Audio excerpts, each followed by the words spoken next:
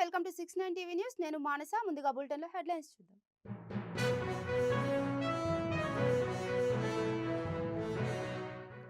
రాబోయే రోజుల్లో వైబ్రేట్ తెలంగాణను చూడబోతున్నారు. రైతులకు సకాలంలో రుణాలు మంజూరు చేయాలన్న డిప్యూటీ సీఎం బట్టి.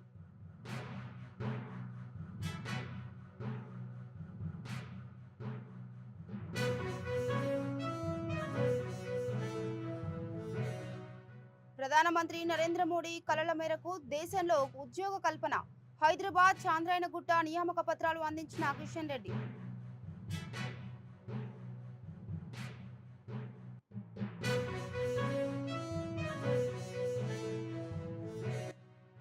ప్రభుత్వాన్ని ఇరుకున పెట్టాలని చూస్తే సమాజంలో మీరే పలసబడతారు.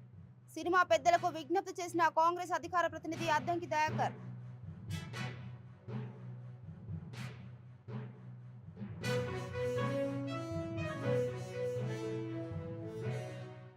హైదరాబాద్ ట్రాఫిక్ నియంత్రణకు ట్రాన్స్జెండర్ కానిస్టేబుళ్లు. ప్రత్యేక నియామకం ద్వారా శిక్షణ పూర్తి చేసుకున్న 39 మంది ట్రాన్స్జెండర్లు.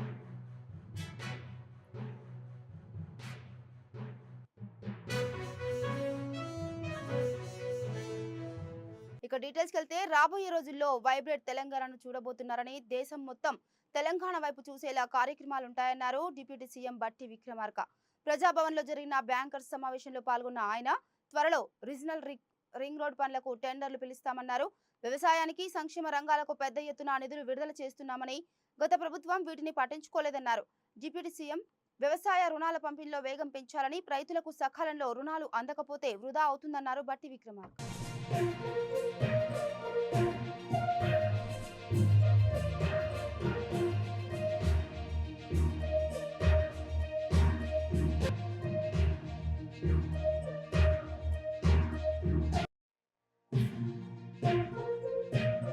హైదరాబాద్ చాంద్రాయణగుట్ట మెన్స్ క్లబ్ లో Rozgar Mela CRPF group centre నిర్వహించారు. ఈ కార్యక్రమానికి ముఖ్య అతిథిగా హాజరైన కేంద్ర మంత్రి కిషన్ రెడ్డి ఉద్యోగులకు నియామక పత్రాలు అందజేశారు. ప్రధానమంత్రి నరేంద్ర మోడీ కలల మేరకు దేశంలో 45 స్థానాల్లో అర్హత సాధించిన యువతీ యువకులకు పత్రాలు అందజేశారు. Ministry of home affairs, New Delhi and director general CRPF recruitment లో భాగంగా ప్రధానమంత్రి నరేంద్ర మోదీ లైవ్ లో రోజ్గార్ మేళాను ప్రారంభించిన అనంతరం కేంద్ర మంత్రి కిషన్ రెడ్డి ఉద్యోగ నియామక పత్రాలు ప్రదానం చేశారు.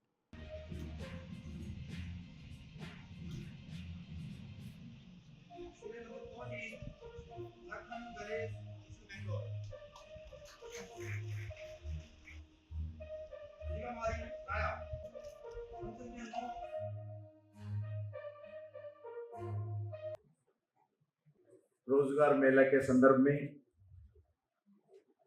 ఇందులో తెలుగు ఎంతమందికి వస్తుంది ఒకసారి చెప్తారా? IG doctor Ganesh Chandra ji,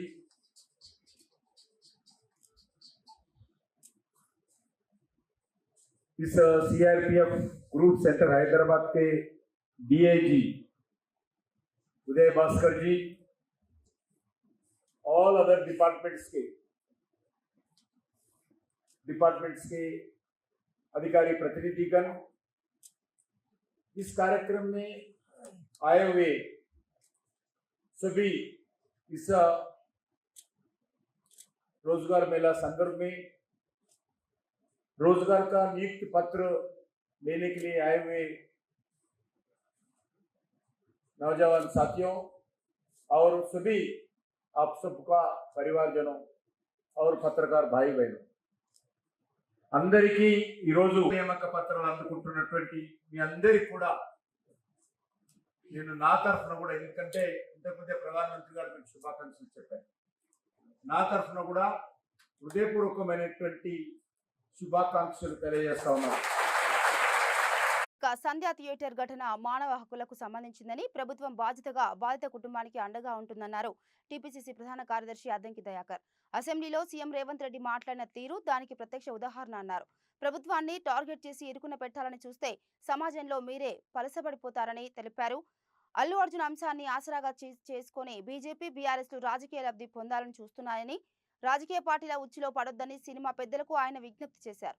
Allu Arjun arrest అంతలా బాధపడిపోతున్నారు.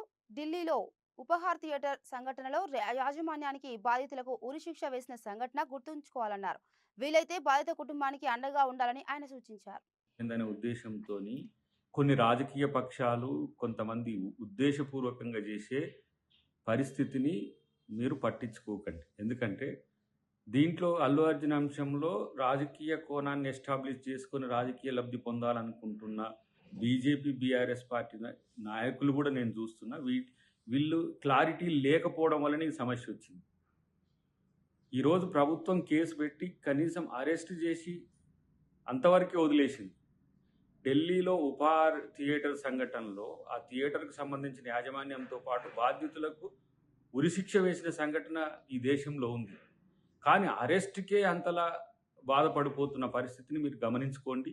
ఇది ప్రభుత్వానికి తప్పనిసరి పరిస్థితుల్లో చేసినది కాబట్టి మీరు ముఖ్యంగా బీజేపీ, బీఆర్ఎస్ నాయకులు మీరు ఎటువైపు తెలుస్తలేదు రాజకీయం కొరకు, అప్పుడు అటు ఇప్పుడు ఇటు అన్నట్టు గోడ మీద పిల్లి వాటముంటున్న పరిస్థితి గమనించుకోండి. ఈ సమస్య పరిష్కారానికి స్వతహాగా ముందుకు రావాల్సింది అల్లు అర్జునే.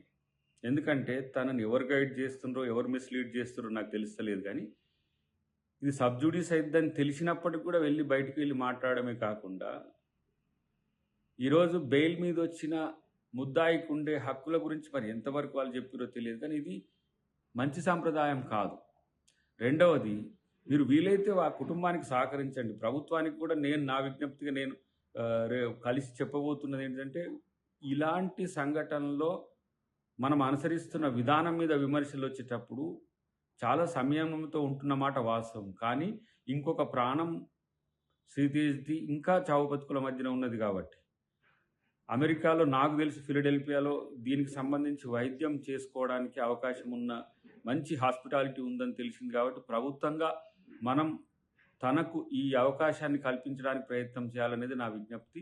వీలైతే అల్లు అర్జున్ అలాంటి ఆలోచనలు చేయండి. మీరు ఆ కుటుంబానికి సానుభూతిని తెలపండి. ఆ కుటుంబం పట్ల సహకరించే విధంగా ఉండి ప్రభుత్వం తీసుకున్న నిర్ణయాన్ని తప్పుపట్టడానికి రాజకీయ పక్షాల మాదిరిగా మీరు వ్యవహరిస్తే ఏమైందంటే మీ కోణం కూడా, మీకున్న కన్సాలిడేషన్ కూడా, లేకపోతే మీకున్న కన్సర్న్ కూడా ఎవరో రాజకీయ ప్రయోజనాలకు బలయ్యే అవకాశం ఉంది. కాబట్టి ప్రభుత్వం ఎప్పుడు కూడా హ్యుమానిటేరియన్గానే ఉండాలి, ఉంటుంది. ఈ ప్రభుత్వం ఉండే అవకాశమే. ఆలపాటి రాజేంద్ర ప్రసాద్ కూటమి ప్రభుత్వం బలపరిచిన ఐఎంఎల్సీ అభ్యర్థిగా పోటీ చేస్తున్న సందర్భంగా గుంటూరులోని ఓ ఫంక్షన్ హాల్లో ఏర్పాటు చేసిన పట్టభద్రుల ఆత్మీయ సమావేశం కార్యక్రమానికి కేంద్ర సహాయ మంత్రి పెమ్మసాని చంద్రశేఖర్ ముఖ్య అతిథిగా పాల్గొన్నారు. ఎన్నికలు అంటే వేలిపై వేసే సిరాచుక్క కాదు, ప్రజాస్వామ్యాన్ని వెలిగించే వేగుచుక్క అన్నారు. ఓటు అంటే వ్యక్తుల మధ్య యుద్ధం కాదు, ప్రగతికి అర్థమని, అలాంటి ఈ ఎన్నికలలో మేధావులైన ఉపాధ్యాయులే కీలకంగా వ్యవహరిస్తారని ఆయన కొనియాడారు.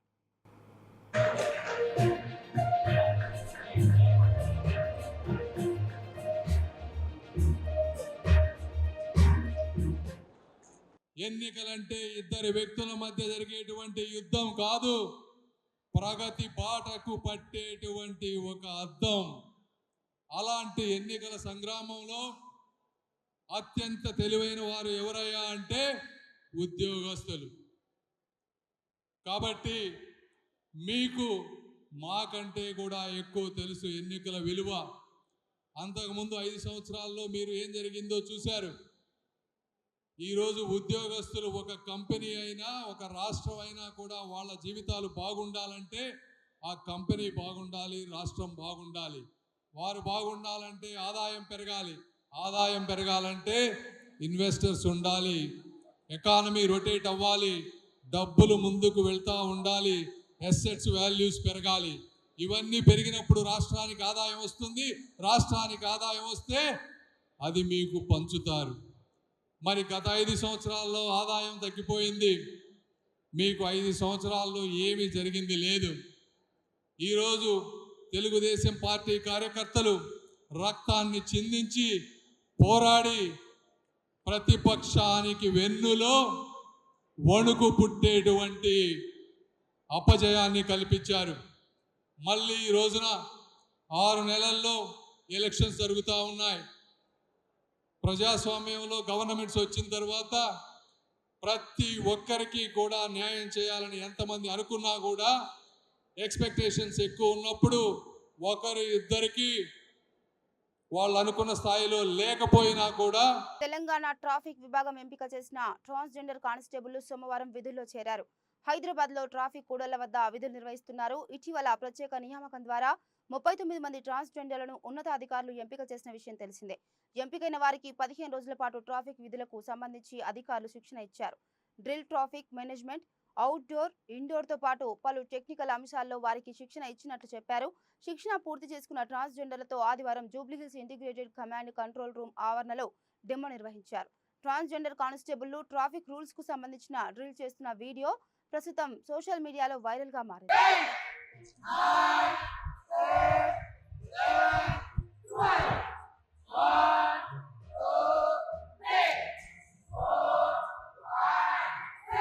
రాకేష్ ఇంకా కావాలి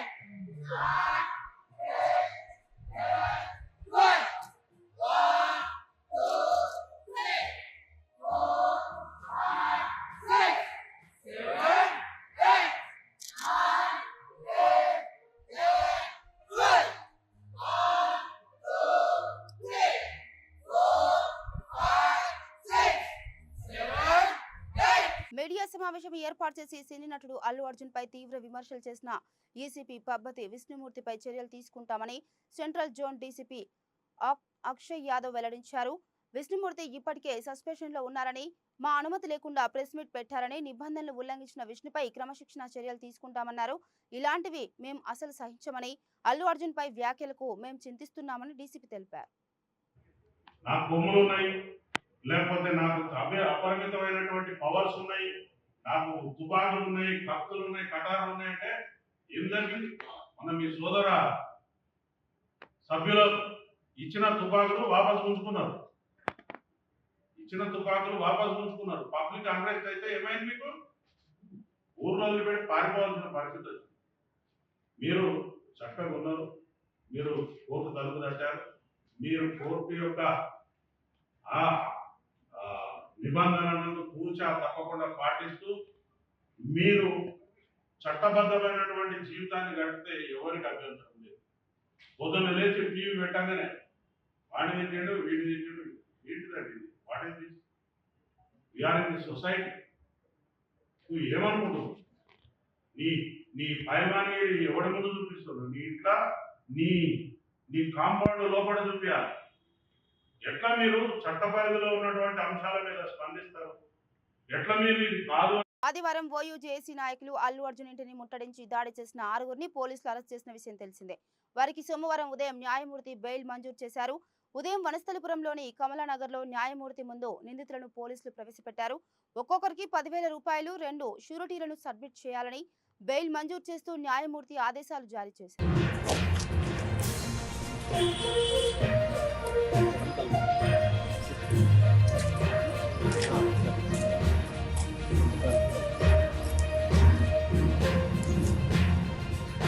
ఇన్సిడెంట్ ఉందో ఆ ఇన్సిడెంట్కి సంబంధించింది జూబ్లీహిల్స్ పోలీస్ స్టేషన్ వారు ముద్దాయిలుగా వీళ్ళని ఓయూ స్టూడెంట్స్ అయినటువంటి విద్యార్థులని ముద్దాయిలుగా చూపిస్తూ 17వ నెంబర్ కోర్టు ముందు ఈరోజు ఉదయం వారిని హాజరుపరచడం జరిగినది. అట్టి విషయమై నేను ఆ కేసులో వాదించగా జడ్జి గారు అట్టి విషయాలని కన్సిడర్ చేస్తూ వారికి ఒకరి చొప్పున 2 షూరిటీల చొప్పున for each 10,000 without any condition within 3 days లో కంప్లై చేయమని ఈరోజు బెయిల్ మంజూరు చేయడం జరిగినది. ఇక విజయవాడ ఇంద్రకీలాద్రిపై శ్రీ కనకదుర్గ అమ్మవారిని సినీ హీరో ఉపేంద్ర దర్శించుకున్నారు.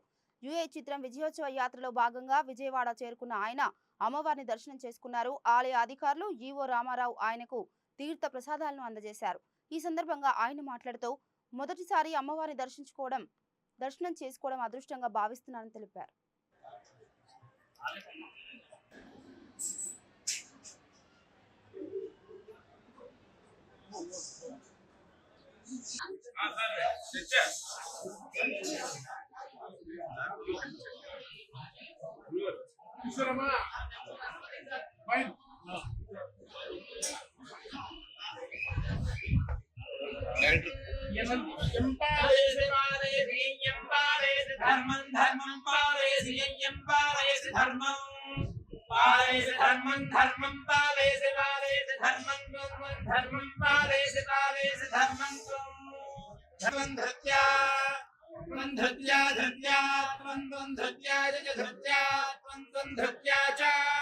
ధృత్యాజ ధృత్యా ధృత్యా చ నియమేన నియమేన చ ధృత్యా ధృత్యా చ నియమేన చ నియమేన నియమేన చ నియమేన చ నియమేన చ సమైరాఘమశార్దూర ధర్మస్కామభిరమే ఫలేభ్య.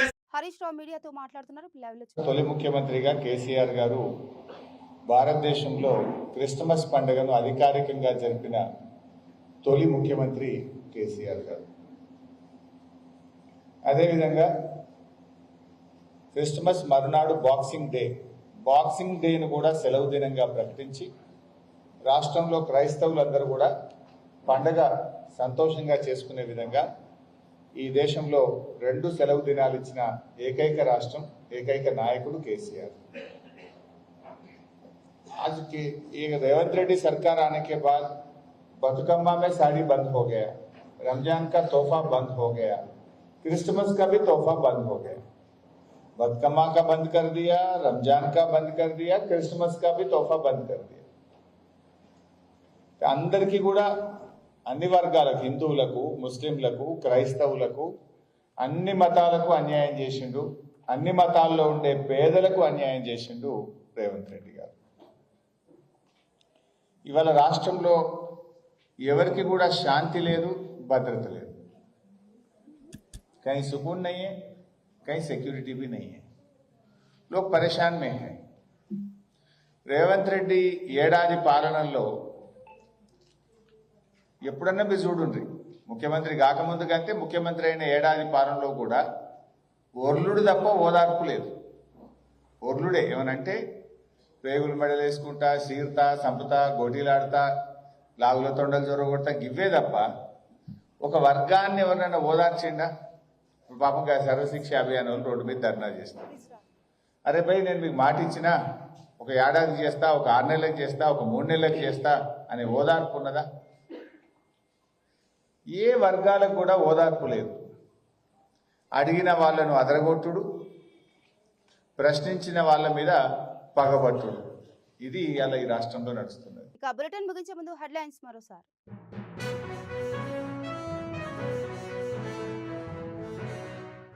రాబోయే రోజుల్లో వైబ్రేట్ తెలంగాణను చూడబోతున్నారు. రైతులకు సకాలంలో రుణాలు మంజూరు చేయాలన్న డిప్యూటీ సీఎం బట్టి.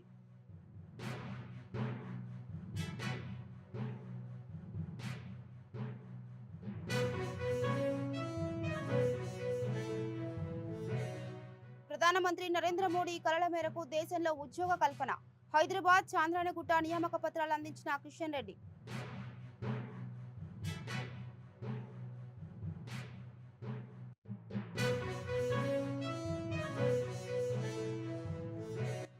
ప్రభుత్వాన్ని ఇరుకున పెట్టాలని చూస్తే సమాజంలో మీరే పలసబడతారు.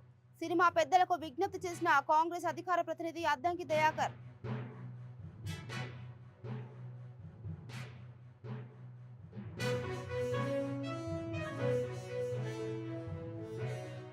హైదరాబాద్ ట్రాఫిక్ నియంత్రణకు ట్రాన్స్జెండర్ కానిస్టేబుల్.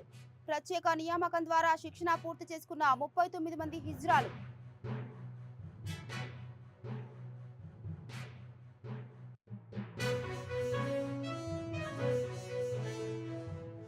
ఇవి బులెటిన్ అప్డేట్స్. నమస్తే.